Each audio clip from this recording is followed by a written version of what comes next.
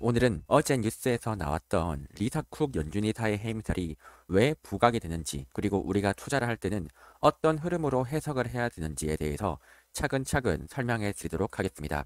먼저 트럼프 행정부가 어떤 식으로 경제 정책을 구사하려고 하는지에 대해서부터 이해를 해야 됩니다. 가장 대표적으로 첫 번째로는 관세 정책이 있죠. 트럼프는 관세를 통해서 제조업을 살리고 중산층을 강화하고 일자리를 늘려서 아주 강력한 미국 경제를 만들려고 합니다. 다만 여기에는 부작용이 있습니다. 바로 인플레이션 상승입니다. 두 번째로는 트럼프는 달러 가치를 낮추고 무역 협상을 유리하게 가지고 가서 수출을 늘리고 무역 적자를 줄이려고 합니다. 하지만 이 과정에서 다른 나라들이 미국 제품들을 사주기 위해서는요, 재정 지출을 확대해야 되고요. 그리고 전 세계에서 총 수요가 늘어나면 글로벌적으로 인플레이션 압력 또한 증가할 수가 있겠죠. 그래서 글로벌 증시가 총 수요 확대라고 하는 이런 점들은 어찌 보면 긍정적인 재료가 될 수가 있지만 동시에 물가 상승 리스크도 생기게 되는 겁니다. 그리고 세 번째로는 금리 인하가 필요합니다. 무엇보다 지금 미국의 정부 이자가 상당히 많은데 이 정부 이자가 많이 줄어들게 되고 재정 적자도 완화가 되게 돼요. 그러면 성장에도 분명히 도움이 되겠죠. 하지만 여전히 부작용이 존재하는데 그게 바로 무엇이다? 인플레이션이 상승할 수 있다는 거예요.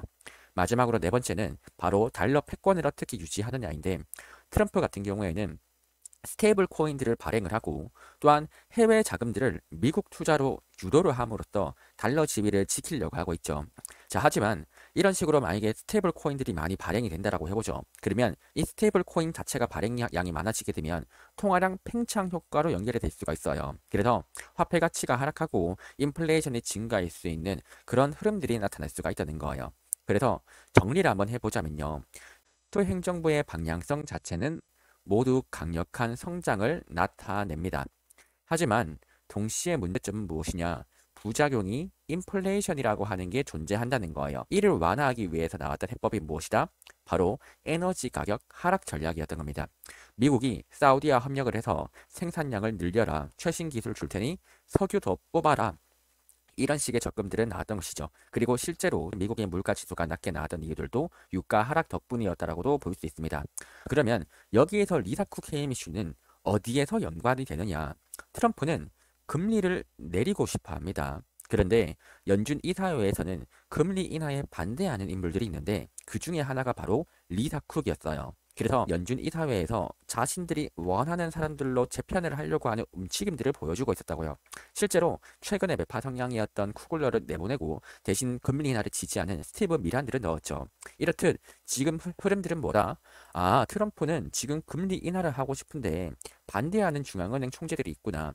이 사람들을 강퇴시키고 자신이 원하는 연준 이사들을 금리 인하 투표권이 있는 자리에다가 앉추자라고 하는 게 지금 트럼프 행정부의 목적이라고요. 자, 그러면 본격적으로 이게 어떻게 흘러가는지에 대해서 제가 이 구조들에 대해서 아주 상세하게 한번 말씀드려 보겠습니다. 먼저 연준 이사회는 어떻게 구성이 되어 있냐면요. 총 7명의 연준 위원 자리로 이어져 있습니다. 그리고 여기에서 이 트럼프파라고 보일 수 있는 사람들이 누구냐면요. 여기 미셸 보험원이라고 하는 사람 있죠. 이 미셸 보험원이랑 그 다음에 스티브 미란 있어요. 이 쿠글러 자리를 대체해서 스티브 미란이라고 하는데 미셸 보험원과 스티브 미란은 아주 트럼프파고요. 또한 크리스토퍼 월러 있죠. 얘도 아주 트럼프파입니다. 그래서 미셸 보험만은 금리 인하를 주장하고요. 스티브 미란도 금리 인하, 월러도 금리 인하를 주장을 해요. 자, 그러면 지금 4명 중에서 3명은 이미 금리 인하를 주장하고 있어요. 그리고 여기에서 파월과 제퍼슨은 중립 입장이고요. 일단은 원래는 파월과 제퍼슨 또한 마이클 바와 리사 쿡 이 4명이 약간은 매파적이다 또는 바이든 쪽에다가 친면을 한 것 같다 이런 식의 성향들이 있었어요. 물론 파월은 트럼프가 뽑았지만 트럼프 말을 안 듣고 있죠. 근데 나머지 제퍼슨과 마이클 바, 리사 쿡은요.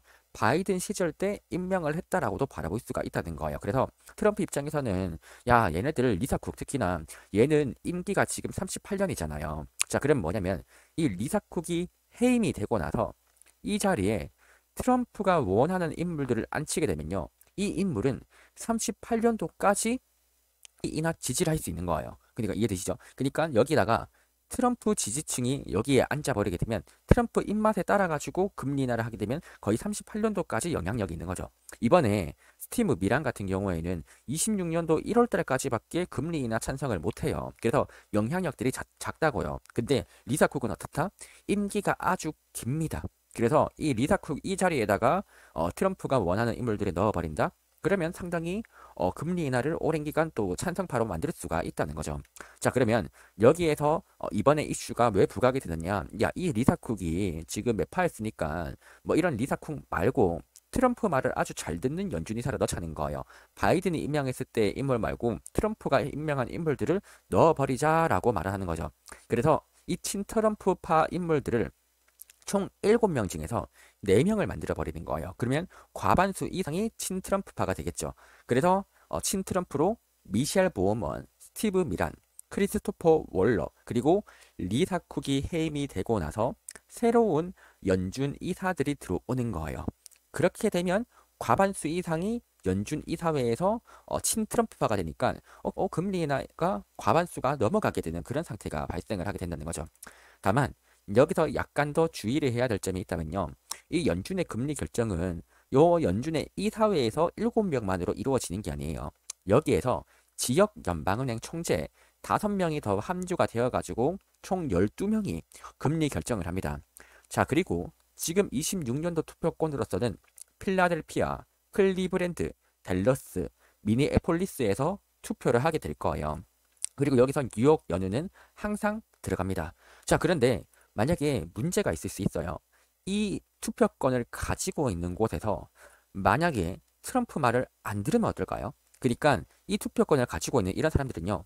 어찌 보면 순환제로 움직이기 때문에 막 트럼프가 막 지목해서 너희들 투표해 마라 이렇게 할 수가 없어요. 근데 그냥 우연찮게 26년도에는 이렇게 투표를 하는데 이 사람들이 나는 트럼프 말 안 듣고 지금 물가가 높다고 생각해서 금리 동결 외칠 거야. 이렇게 의사결정할 수 있단 말이에요.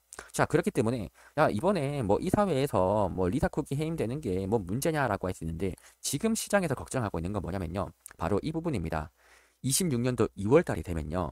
여기에서 연준 이사회가 뭘 할 수가 있냐면 야, 너희들 중에서 뭐 클리브랜드 연원 총재가 매파라고 해볼게요. 그러면 지금 금리 동결을 주장하고 있는 이 클리브랜드 총재는 우리 연준 이사회에서 바라보기에는 쟤는 적절한 인물이 아닙니다. 저 사람 강퇴해야 됩니다.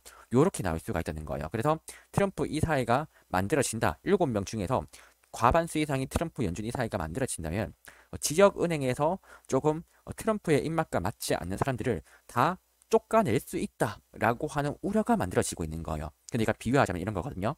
내년에 투표권을 가지고 있는 연은 총재들이 있어요. 그러니까 연방은행 지역이 있다고요. 근데 26년도에는 이 총재들이 누가 될 것이냐 했을 때 클리브랜드에서는 지금 해맥이라고 하는 총재가 있는데 이 해맥이 약간 매파예요, 매파.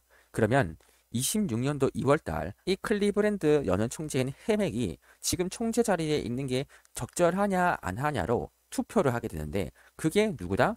그게 연준 이사회에서 한다고요. 근데 지금은 7명 중에서 3명이 친트럼프파인데 만약에 4명까지 친트럼프파가 된다고 해봐요.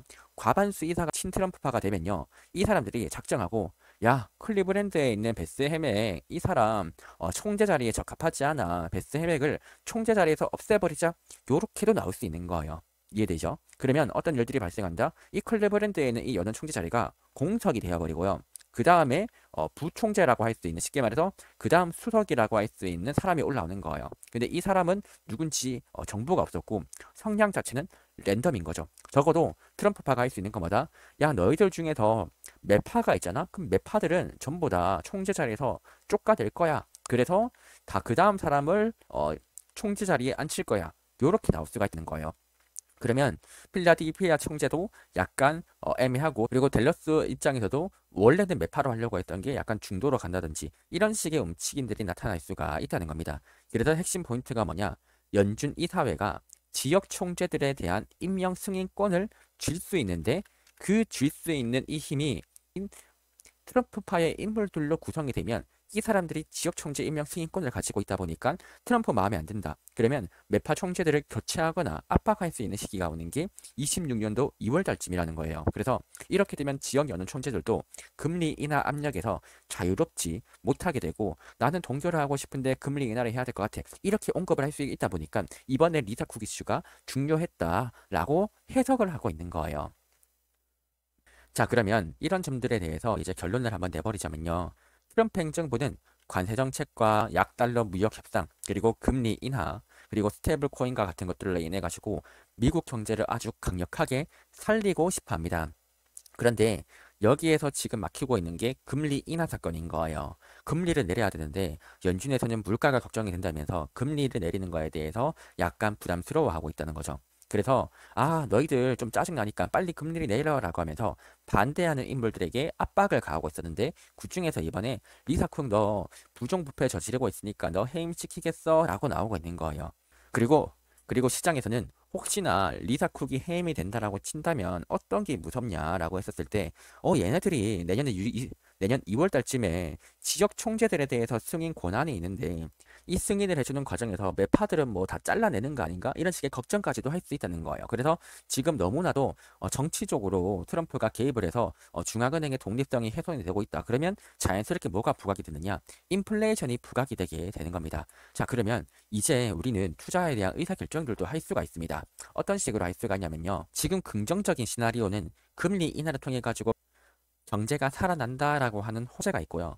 부정적인 이슈는요. 인플레이션이 오히려 더 커질 수 있다라고 하는 재료가 됩니다. 그러면 인플레이션이 커지게 되면 금리 인하는 못하고요. 유동성도 축소가 돼요. 그러면 지금 고평가 주식들은 폭락하겠죠. 이런 흐름들을 여러분들이 이해를 하면 이런 결론이 나오죠. 트럼프는 강제로 금리를 내리려고 해요. 요거 자체는 호재가 될 수 있지만 부작용이 얼마나 큰지를 분석하는 거예요. 그래서 이 부작용 있죠. 인플레이션. 요거를 잘 제어한다면요. 이번에 이 리사 쿡 해임 사건이 호재로 인식이 될 수가 있는 거예요. 이해되시죠? 그래서 이번 트럼프 행정부가 인플레이션을 얼마나 잘 제어하느냐. 요게 핵심 포인트고요. 이번에 있는 재료 같은 경우에도 금리 인하로 호재가 있어. 하지만 인플레이션 리스크가 있어. 요거 두 가지 사이에서 여러분들이 더 좋다고 생각하는 호재와 나쁘다고 생각하는 악재에서 그 싸움을 통해 가지고 누군가는 롱, 누군가는 숏을 외친다는 겁니다. 이해되시죠? 지금 제가 바라보기에서는 사실상 이 리사 쿡 해임 뉴스 자체가 시장 전체를 흔들 만큼의 뭐 큰 재료도 아니고 이게 뭐 증시에다가 큰 영향을 줄 것도 아닙니다. 그럼에도 불구하고 오늘 이렇게 영상을 올려드렸던 포인트는 이런 뉴스들을 지금 큰 흐름들에다가 대입을 해보자는 거예요. 근데 이거는 금리 인하 쪽에다가 대입을 할 수 있잖아요. 그럼 방향성은 뭐예요? 아직까지도 롱 방향성으로 가려고 하는 정책의 흐름들은 보인다는 거예요. 근데 인플레이션이 발생하면 우리가 대비를 해야 된다. 요것들도 다 알 수 있는 거죠. 그래서 지금 유가 레벨이 어떻게 되고 있죠? 계속 하락하거든요. 유가가 계속 하락한다면 물가는 안정화가 될 수 있기 때문에 증시의 상승세는 이어갈 수 있다라고 생각하지만 지금 우려가 되고 있는 포인트가 있다면 제가 최근 영상에서도 말씀드렸지만 고평가된 자산들이 폭락할 수 있는 재료들이 나타난다면 주의하자 이거예요. 지금은 상승할 수 있는 흐름들은 맞습니다. 그러나 이 상승할 수 있다는 흐름들이 너무 명확하다 보니까 가격이 너무 빠르게 상승한 것도 분명히 있어요. 여러분들도 인정을 할 수 있겠죠. 상승 방향성을 맞으나 그 상승의 속도가 너무 크다는 거예요. 근데 이런 식의 상태에서 엔비디아 실적이 기대를 못 채워진다 라고 하면 여기에서 쇼크가 나올 수 있겠죠. 그러면 이때는 명료하게 아주 좋은 기회가 될 수 있다는 거예요. 만약에 폭락이 나와준다 아주 좋은 기회가 되면서 매수 버튼을 누릴 수가 있겠죠. 그래서 지금 당장은 제 입장에서는 일단 엔비디아 실적 보고 저는 아마도 매매를 이어가지 않을까 생각을 하고 있는 게 저의 생각이고요. 지금 제가 만약에 그런 실적 같은 것들 다 때려치우고 제가 지금 구간에서 완전 뭐 현금으로 바꾸겠다라고 하는 구간들은 언제냐? 저는 물가가 튀어오른다라고 할 때부터는 대비를 할 것 같은데 아직은 인플레이션이 크게 재부각이 되는 흐름들이 안 보이고 있습니다. 그래서 아직은 막 현금 100% 이렇게 하지 못하고 주식도 일부 가지고 가고 하락하는 것들도 대비해서 현금도 일부 가지고 간다. 이렇게 정리를 할 수가 있을 겁니다. 그래서 요약을 하자면 트럼프 행정부는 강력한 성장을 만들어내려고 하고 있는데 부작용은 인플레이션이다.